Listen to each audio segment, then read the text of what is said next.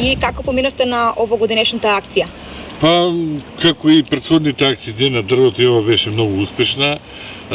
Ова година засадивме околу 7,5 милиона дрвца и ако земеме сега во обзир дека веќе 20 милиона дрвца се засадени, дојдеме на цифра од 27,5 милиона дрвца, што е навистина импозантна бројка.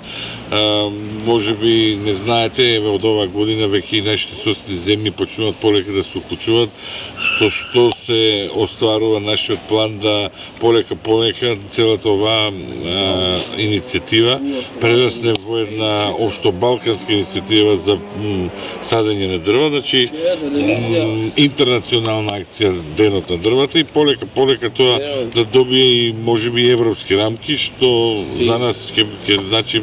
Си извинува. Само да ја кажам, многу добра што ви текнува за ова.